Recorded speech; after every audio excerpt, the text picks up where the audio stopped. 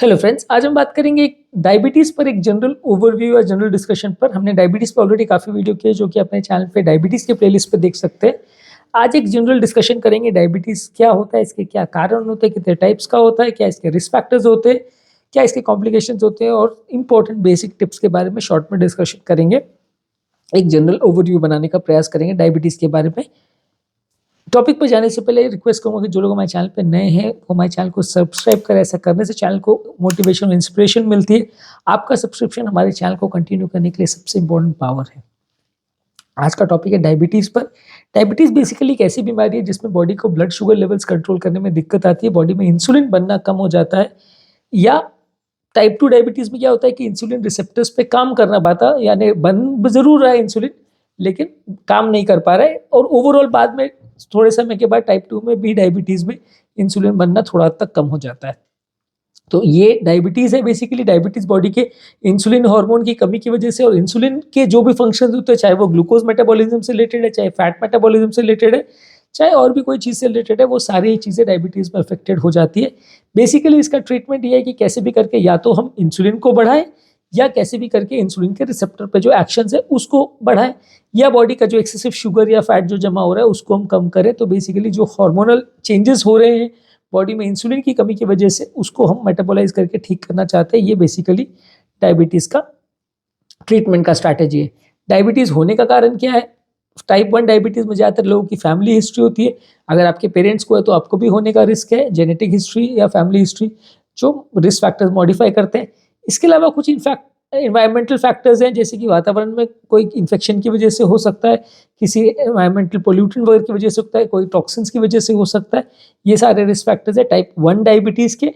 Type 2 diabetes ज़्यादातर उम्रदराज patient में होता है, जबकि टाइप 1 डायबिटीज़ ज़्यादातर बच्चों में देखने को मिलता है। वो यंग एज में ही इंसुलिन बनना बॉडी में कम हो जाता है, इसकी वजह से होता है। टाइप 2 ज़्यादातर उम्रदराज पेशेंट में 25-30 साल की आयु के बाद ज़्यादा देखने को मिलता है। ज़्यादातर इसमें भी फैमिली हिस्ट्री होती है। अगर आपके पेरेंट्स में मल्टीपल लोगों को अगर डायबिटीज़ है तो रिस्क आपको भी ज़्यादा होगा। वज़न अगर ज़्यादा है तो डायबिटीज़ होने का चांस ज़्यादा है। अगर जो लोग एक्सरसाइज नहीं करते, सेडेंटरी लाइफस्टाइल है, बैठे-बैठे का जीवन जो लोग जीते हैं, उनको होने का चांस ज़्यादा है। कुछ एथनिक ग्रुप्स में जैसे कि अफ्रीकन अमेरिकन्स है, इंडियंस है, हिस्पैनिक्स है, कुछ नेटिव अमेरिकन्स है, उनको कंपैरेटिवली ज़्यादा रिस्क होता है डायबिटीज़ होने का। प्रेगनेंसी के दौरान भी डायबिटीज़ टाइप 2 होने का कंपैरेटिवली ज़्यादा रिस्क होता है, क्योंकि प्रेगनेंसी में भी शुगर का या इंसुलिन का कंट्रोल सिस्टम थोड़ा गड़बड़ हो जाता है। अब बात करेंगे डायबिटीज़ के कॉम्प्लिकेशंस पर। डायबिटीज़ बेसिकली अलग-अलग सिस्टम को अफेक्ट करता है। डायबिटीज़ में होता क्या है कि क्योंकि इंसुलिन कम हो जाता है तो सारे सिस्टम्स एक तरह से गड़बड़ हो जाते हैं। एक्सेसिव जो बॉडी में शुगर जमा हो जाता है वो सारे प्रोटीन्स को या बॉडी के सारे टिश्यूज़ में अलग-अलग जगह पर जाके बाइंड करने लगता है, जिसकी वजह से अलग-अलग प्रोटीन्स का नेचर थोड़ा खराब हो जाता है, जिसकी वजह से सारे सिस्टम्स खराब होने लगते हैं। इसमें कार्डियोवैस्कुलर प्रॉब्लम्स है, जैसे कि हृदय की जो नलियाँ हैं वो खराब हो जाती है, हार्ट वीक हो जाता है, हार्ट के वाल्व्स खराब हो सकते हैं। हार्ट को अलग-अलग तरह से डायबिटीज़ में डैमेज होता है। ज़्यादातर जो डायबिटीज़ का डैमेज होता है वो नलियों में कोलेस्ट्रॉल के ब्लॉकेजेस जमा होने की वजह से होता है। कोलेस्ट्रॉल का ब्लॉकेजेस ज़्यादातर इसलिए जमा होता है क्योंकि कोलेस्ट्रॉल मेटाबॉलिज्म गड़बड़ हो जाता है। ये कोलेस्ट्रॉल जो नॉर्मल व्यक्ति में जितना ज़्यादा नलियों में जमा होता है उससे कहीं गुना ज़्यादा डायबिटीज़ में होता है। डायबिटीज़ में इवन नॉर्मल कोलेस्ट्रॉल लेवल्स जो बाकियों में उतना परेशान नहीं करेगा, उतने लेवल्स पे भी डायबिटीज़ में वो परेशान करने लगता है। इसी तरह डायबिटीज़ में किडनी पर भी असर होता है। किडनी पर भी ये शुगर के जो ग्लाइकोसिलेटेड एंड प्रोडक्ट्स हैं वो किडनी के ट्यूब्यूल्स में जाकर जमा हो जाते हैं, जिससे धीरे-धीरे करके सारे ट्यूब्यूल्स खराब होने लगते हैं और लंबे समय में किडनी फेल हो जाती है। नर्व्स पर भी डैमेज करता है। डायबिटीज़ जो है नसों पर धीरे-धीरे करके उनकी इंसुलेशन को खराब करने लगता है। उसमें भी जो प्रोटीन्स होते हैं वो डीनेचर हो जाते हैं, जिसकी वजह से नर्व्स खराब होने लगते हैं, जिससे वजह से आपको अलग-अलग तरह के न्यूरोपैथिक सिम्पटम्स होंगे। हाथ-पाँव में झुनझुनी होना, कमज़ोरी होना, बेचैनी होना, कई बार ब्लैडर बाउल का कंट्रोल सिस्टम भी चला जाता है। इसके अलावा आँखों को भी अफेक्ट करता है। आँखों में डायबिटीज़ जो है जो लेंस है उसको अफेक्ट करता है, उसको भी डायबिटीज़ की वजह से कैटरैक्ट होने लगता है। इसके अलावा रेटिना में बहुत सारे ब्लड वेसल्स आके जमा होने लगते हैं, उसमें भी इस्कीमिया या ब्लड की कमी होने की वजह से वहाँ पे भी सेल्स बहुत ज़्यादा बनने लगते हैं, ब्लड वेसल्स आने लगते हैं, जो कि एक तरह से रेटिना में या हार्ट जो आँखों का जो पर्दा है उसको एक तरह से ख़राब कर देता है। वहाँ पे विज़न का जो बनाने के लिए जो इमेज का प्रोसेसिंग है वो प्रॉपर्ली नहीं हो पाता है, इसकी वजह से ब्लाइंडनेस हो सकती है। पाँव की कॉम्प्लिकेशंस में ज़्यादातर डायबिटीज़ में पाँव में सूनपन होना, कमजोरी होना, पाँव में अल्सर हो जाना, घाव अगर हो जाए तो वो हील नहीं हो रहा है, ब्लड सप्लाई कॉम्प्रोमाइज हो रहा है, जिसमें कभी कभी पाँव काटने की नौबत भी आ जाती है, वो भी काफ़ी कॉमन है। इसके अलावा स्किन में भी चेंजेस होते हैं, स्किन में भी अलग अलग तरह के स्किन कलर टेक्सचर चेंज हो जाता है, स्किन में अलग अलग तरह के फंगस इन्फेक्शन भी हो सकते हैं, डेंटल चेंजेस भी हो सकते हैं, दांतों में इन्फेक्शन होना, गम्स में इन्फेक्शन होना, दांतों का सड़ना, ये सब भी ज़्यादा रहता है। पेट में भी प्रॉब्लम होती है, गैस्ट्रोपेरेसिस होता है, जिसकी वजह से लोगों को नोजिया, वॉमिटिंग होना, कॉन्स्टिपेशन होना, गैस्ट्रिक या डाइजेस्टिव प्रॉब्लम्स होने लगते हैं। इरेक्टाइल डिस्फंक्शन हो सकता है, जिसकी वजह से लोगों को, खासकर मेल पेशेंट्स को इंपोर्टेंस की प्रॉब्लम हो जाती है। बेसिकली डायबिटीज़ के अर्ली सिम्टम्स में ज़्यादातर कमज़ोरी होना, भूख ज़्यादा लगना, पेशाब ज़्यादा होना, चक्कर वगैरह आना, बॉडी का वेट कम ज़्यादा होना, ये सारे इंपॉर्टेंट फीचर्स होते हैं। ये सब तरह के अगर फीचर्स अगर किसी को भी होते हैं तो उसको डायबिटीज़ के लिए चेक करवाना चाहिए। चेक करवाने के लिए क्या कर सकते हैं, आपके ब्लड शुगर लेवल्स को चेक करिए, खाली पेट का ब्लड शुगर लेवल को चेक करिए कि फास्टिंग करने के बाद लंबे समय में कितना आपका 8-9 घंटे की फास्टिंग के बाद कितना ब्लड शुगर लेवल रह रहा है। अगर 126 से ज़्यादा आपका ब्लड शुगर लेवल है तो वो डायबिटीज़ का इंडिकेटर है। पोस्ट पैंडल ब्लड शुगर यानी खाना खाने या नाश्ता करने के बाद ब्लड शुगर लेवल्स अगर आपका नॉर्मली मैक्सिमम 200 तक रहना चाहिए, अगर 200 से ज़्यादा है तो उसको हाई पोस्ट पैंडल शुगर मानते हैं, उसको भी डायबिटीज़ की कैटेगरी में मानते हैं अगर 2 बार से ज़्यादा शुगर आपका हाई आ रहा है तो। इसके अलावा HbA1c चेक करते हैं, जो कि 3 महीने का एवरेज ब्लड शुगर चेक करता है कि 3 महीने में लगभग ब्लड शुगर लेवल्स कितना रह रहा है। ब्लड शुगर लेवल्स HbA1c का नॉर्मली 7 से नीचे रहना चाहिए।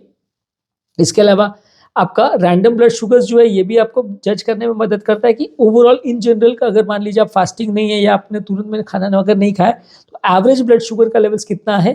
पर ये आपको उतना एक्यूरेट असेसमेंट नहीं देता, क्योंकि उस समय आपने क्या खाया, कितना देर पहले दवाई खाई, कितना देर पहले खाना खाया, खाने में क्या खाया, बहुत सारे फैक्टर्स उसको गवर्न करते हैं कि आपका रैंडम ब्लड शुगर कितना आएगा, तो उसकी वैल्यू उतनी एक्यूरेट नहीं होती। इसके अलावा फिर आप पेशेंट का कोलेस्ट्रॉल लेवल्स चेक कर सकते हैं, पेशेंट का यूरिन में शुगर चेक कर सकते हैं, पेशेंट का बाकी पैरामीटर्स चेक कर सकते हैं, डायबिटीज़ का किडनी पर जो इफेक्ट है, हार्ट पर जो इफेक्ट है, वो सारी चीज़ों के लिए अलग अलग टेस्ट आप कर सकते हैं। डायबिटीज़ को प्रिवेंट कैसे किया जाए, डायबिटीज़ के प्रॉब्लम्स और कॉम्प्लिकेशंस को कम कैसे किया जाए, सबसे इंपॉर्टेंट चीज़ है ब्लड ग्लूकोज लेवल को कंट्रोल करना। ब्लड ग्लूकोज लेवल को अगर आप कंट्रोल करते हो तो डायबिटीज रिलेटेड मैक्रोवैस्कुलर कॉम्प्लिकेशंस जो है उसमें उतना फर्क नहीं पड़ता, यानी नलियों के डैमेजेस में उतना ज़्यादा फायदा नहीं पड़ता। इसलिए कई बार लोगों को शुगर लेवल अच्छे से मेंटेन करने के बावजूद भी हार्ट अटैक होता रहता है। लेकिन माइक्रोवैस्कुलर कॉम्प्लिकेशन जैसे किडनी का इफेक्ट है, नर्व्स का इफेक्ट है, आंखों का इफेक्ट है, वो कंपेरेटिवली कम हो जाता है। यानी छोटी नलियों का जो इन्वॉल्वमेंट है वो शुगर लेवल को कंट्रोल करने से काफ़ी उसमें बेनिफिशियल असर मिलता है। पर हाँ, शुगर लेवल्स को पूरी तरह से भी कंट्रोल कर लेने से आपका डायबिटीज़ का असर पूरा चला जाएगा ऐसा नहीं होता, कुछ फ़ायदा आपको डेफिनेटली मिलेगा। इसके अलावा ब्लड प्रेशर को कंट्रोल करिए। डायबिटीज़ में ज़्यादातर blood pressure hand in hand चलता है। बहुत सारे पेशेंट में आपको देखेंगे कि डायबिटीज़ की वजह से, क्योंकि किडनी पर असर पड़ता है, ओवरऑल नलियों पर असर पड़ता है, इसलिए ब्लड प्रेशर लोगों को आ ही जाता है। तो ब्लड प्रेशर लेवल्स पर भी इस पर फ़र्क पड़ता है। कोलेस्ट्रॉल मैनेजमेंट भी फ़र्क पड़ता है। डायबिटीज़ का कोलेस्ट्रॉल मैनेजमेंट, शुगर के अलावा बॉडी का कोलेस्ट्रॉल लेवल्स भी बहुत बढ़ जाता है, और कोलेस्ट्रॉल लेवल्स नलियों में डिपोजिशन होने के टेंडेंसी भी कोलेस्ट्रॉल का बढ़ जाता है। तो आपको ब्लड कोलेस्ट्रॉल लेवल को भी ज़्यादा अग्रेसिवली कंट्रोल करना है।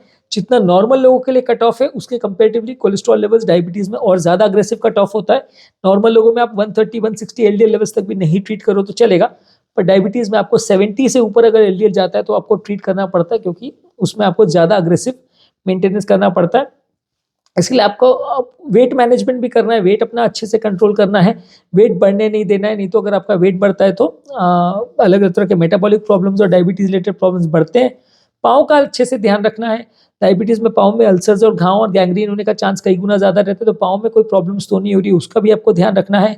आँखों का रेगुलर बेसिस पे चेक कराना है, क्योंकि डायबिटीज़ में आँखों का भी प्रॉब्लम होने का चांस बहुत ज़्यादा रहता है। तो ब्लड शुगर लेवल्स और कोलेस्ट्रॉल लेवल्स के साथ हर साल में एटलीस्ट एक आध बार आपको आँखों का चेकअप भी कराना चाहिए। किडनी का चेकअप कराना चाहिए, क्योंकि डायबिटीज़ किडनी को भी इफेक्ट करता है, किडनी से शुगर निकलने लगता है और प्लस किडनी क्रिएटिनिन वैल्यूज़ भी बढ़ने लगते हैं। तो आपको किडनी के लेवल्स को भी हर साल चेक कराना है। दांतों का भी चेकअप रेगुलर बेस पे करना चाहिए, क्योंकि डेंटल कॉम्प्लिकेशंस भी डायबिटीज़ में थोड़ा ज़्यादा देखने को मिलते हैं। तो बेसिकली डायबिटीज़ एक ऐसी बीमारी है जिसमें शुगर लेवल्स बॉडी के अफेक्टेड हो जाते हैं, क्योंकि इंसुलिन का प्रोडक्शन या इंसुलिन का एक्शन अलग अलग तरह से कम हो जाता है। तो आज हमने बेसिकली बात करने की कोशिश की कि डायबिटीज़ के कॉमन कॉम्प्लिकेशंस क्या है, उसके कारण क्या है और उसको कैसे हम प्रिवेंट करें। एक जनरल ओवरव्यू डायबिटीज़ पर हमने डिस्कशन करने का प्रयास किया। हमने डायबिटीज़ पर और भी बहुत सारे वीडियोस किए, जो कि आप मेरे डायबिटीज़ का चैनल पे प्लेलिस्ट है, वहाँ जाके देख सकते हैं। तो आपको ज़्यादातर कंटेंट इसमें मिल जाएगा जो कि आपके लिए रेलेवेंट है। यदि इस टॉपिक को संबंधित आपके कोई कमेंट्स, क्वेरी, सजेशन है, कोई और टॉपिक्स पर आप चाहते हैं वीडियोस बनाएं, कोई पेशेंट रिलेटेड क्वेरीज है तो नीचे कमेंट सेक्शन में उनके बारे में बताइए, हम उन्हें कवर करने का प्रयास करेंगे। अंत में मैं डॉक्टर नवीन अग्रवाल तहे दिल से आपका शुक्रिया अदा करूंगा कि आपने इस टॉपिक को एंड तक देखा। जो लोग हमारे चैनल पर नए हैं उन्हें रिक्वेस्ट करूंगा कि चैनल को सब्सक्राइब करके हमें मोटिवेशन, इंस्पिरेशन और ताकत दें। हमारे चैनल पर रेगुलर बेस पे हम यूट्यूब शॉर्ट्स, फेसबुक और इंस्टाग्राम पे रील्स अपलोड कर रहे हैं, जिसको आप हेल्थ टिप्स की तरह शॉर्ट ब्रीफ समरी है वो सारे टॉपिक्स का, इसमें 1 मिनट में हम सारे टॉपिक का इंपॉर्टेंट पॉइंट्स आपको बताते हैं। आप उसको फ्रेंड्स, फैमिली, रिलेटिव्स और सोशल मीडिया ग्रुप्स में शेयर कर सकते हैं, उससे सबका बेनिफिट होगा। और हमारे चैनल पे सारे टॉपिक्स को हमने प्लेलिस्ट में डिवाइड किया है, BP, sugar, cholesterol, heart attack, angiography, diabetes, hypertension, cholesterol, सबके अलग अलग प्लेलिस्ट बने हुए हैं टॉपिक वाइज। जिस भी तरह के टॉपिक में आपको इंटरेस्ट है स्पेसिफिकली आप उसके प्लेलिस्ट पे जा सकते हैं, उसे क्लिक कर सकते हैं, तो आपको उससे रिलेटेड जो भी हमारे चैनल पे वीडियोस अवेलेबल है वो मिल जाएंगे। ज़्यादा रेलेवेंट कंटेंट मिलेगा, ज़्यादा यूजफुल कंटेंट मिलेगा, ज़्यादा ढूंढने की मेहनत नहीं करनी पड़ेगी।